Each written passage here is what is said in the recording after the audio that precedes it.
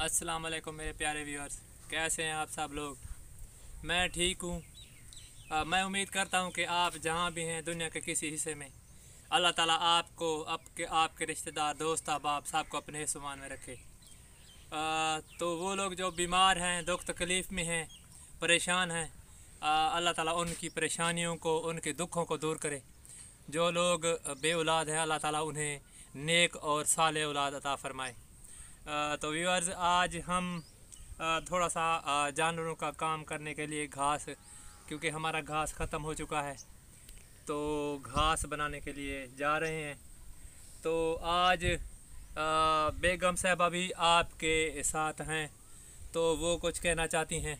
अस्सलाम वालेकुम प्यारे व्यूअर, कैसे हैं आप। मैं ठीक हूँ। मैं उम्मीद करती हूँ कि आप जहाँ कहीं भी होंगे अल्लाह ताला आपको खुश रखे। तो प्यारे व्यूअर, मैं इतने दिन से मुझे तेज़ बुखार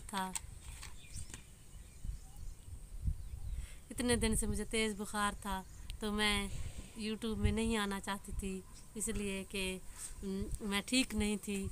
तो मेरे खामन ने कहा है कि जब तुम ठीक हो जाओगी तो तुम यूट्यूब में ज़रूर आना।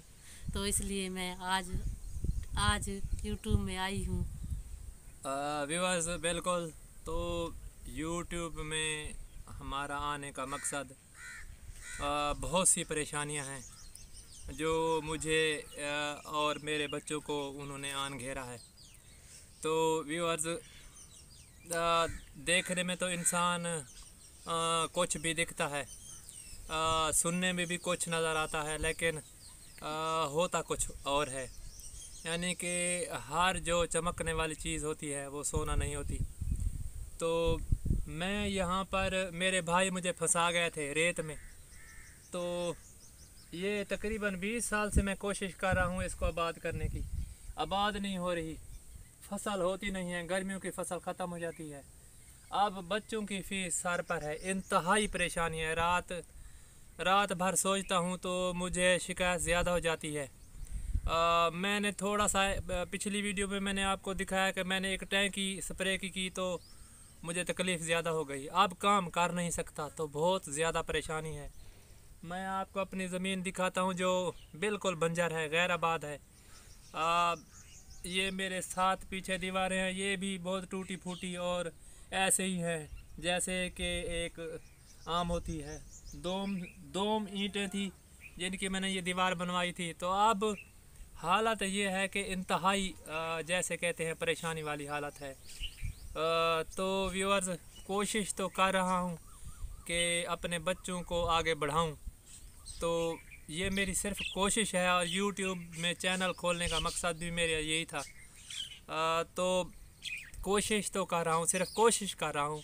अब मुझे उम्मीद थोड़ी कम नज़र आने लगी है, क्योंकि बच्चों की जो फ़ीस है वो सर पर है। 15 दिन बाद बच्चों की फ़ीस है।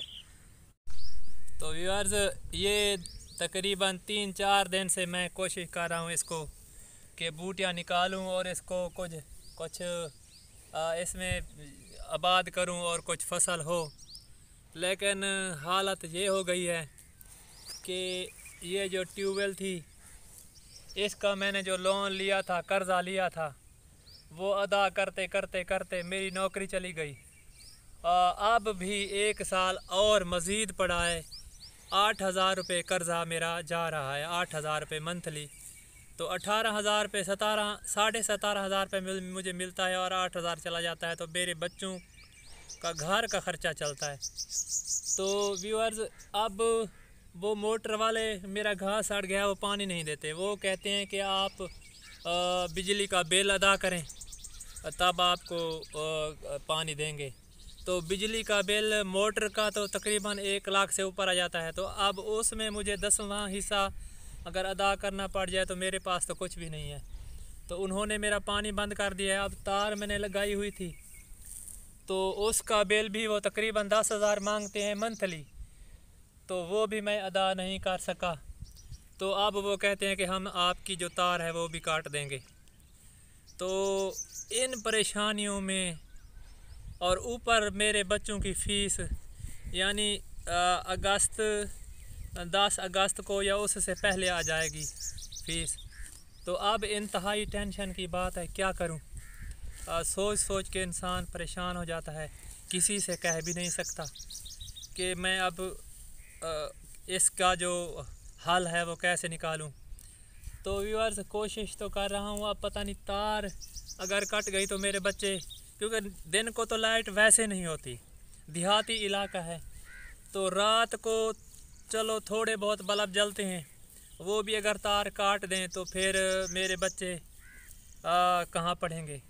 अब तो ये मेरे लिए मसला बना हुआ है कि मेरे जो दोनों बच्चे यूनिवर्सिटी पढ़ रहे हैं तो वो कहीं घर ना खड़े हो जाएं, उनका ख्वाब, उनके ख्यालात, वो जब वो सोचता हूँ तो मुझे परेशानी हो जाती है बहुत ज़्यादा। तो अल्लाह ताला से दुआ करता हूँ कि अल्लाह ताला कोई मसीहा भेजे। अब तो वही कोई मसीहा भेज सकता है मुझे इस दलदल से निकालने के लिए कि मैं क्या करूँ। मेरे भाई तो मुझे फंसा गए इस रेतले इलाके में, 20 साल से मैं जलील हो रहा हूँ, ना तो इसे बेच सकता हूँ, जो भी लेने आता है वो यही कहता है कि इसका पानी नहीं है, तो मैं कैसे लूँ इस ज़मीन को। अब क्या करें, थोड़ी सी ज़मीन है, बाहर चारों तरफ से दूसरों की है, मेरी यही थोड़ी सी ज़मीन है जो मैं फसल काश्त करता हूँ और उसके लिए भी पानी नहीं मिल रहा, तो बहुत ज़्यादा परेशानी की बात है। तो बेगम साहब आपने घास कुछ किया है, काटा है या नहीं काटा? हाँ, मैंने काट लिया है। एक बछड़ी के लिए घास, तो एक बछड़ी तो है, और तो सब जानवर ख़त्म हो चुके हैं। अच्छा बेगम साहब, ये हमारी दीवार भी गिरने वाली है, देखें। हाँ, अब तो इसकी हालत भी पतली हो रही है, ये समझ नहीं आती हमारे हमें क्या होता जा रहा है, इतने हालात डाउन होते जा रहे हैं। तो व्यूअर्स क्या करें अब, तो आप कुछ कहेंगी व्यूअर्स को? मैं यही कहूँगी कि प्यारे प्यारे व्यूअर, हमारे साथ बने रहना है, आपने हमारा साथ देना है।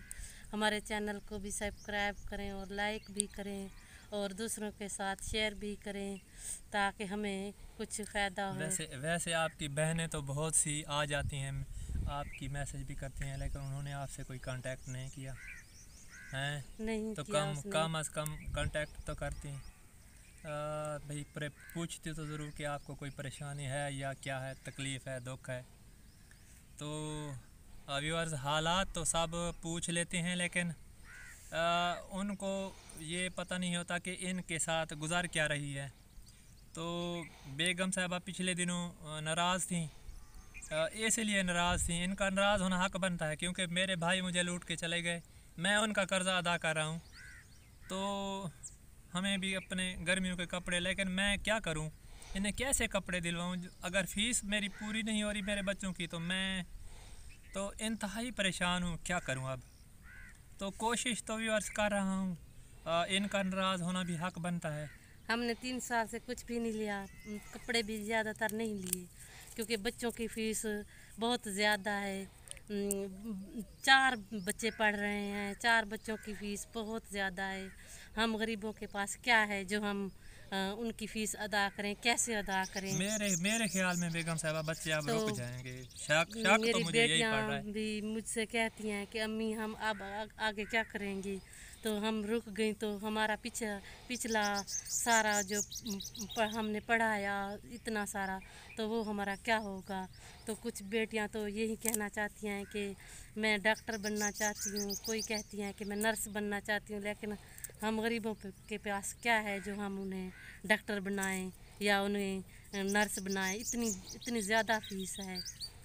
तो यार कोशिश तो कर रहे हैं, आप चैनल भी हमारा हमने बनाया था, इसीलिए बनाया था कि महीना 2 महीने में हमारा चैनल चल जाएगा और थोड़ी बहुत सपोर्ट हमें मिलती रहेगी, तो आगे में हम बच्चों को अपना आगे बढ़ा सकेंगे। लेकिन वही बात, कोई सपोर्ट नहीं करता।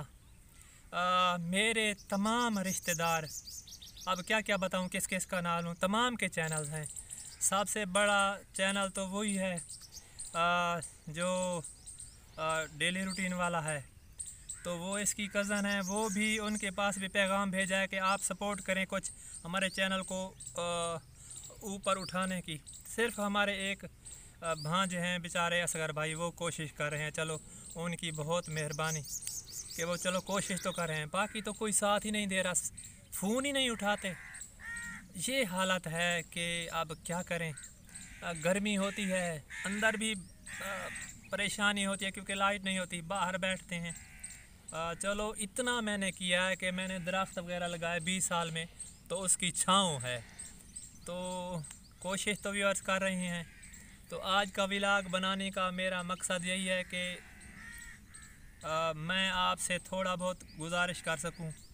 क्या गुजारिश करूं कि मुझे कुछ ना कुछ हिम्मत दें, मुझे बताएं कि मैं अपने बच्चों को कैसे आगे बढ़ाऊं।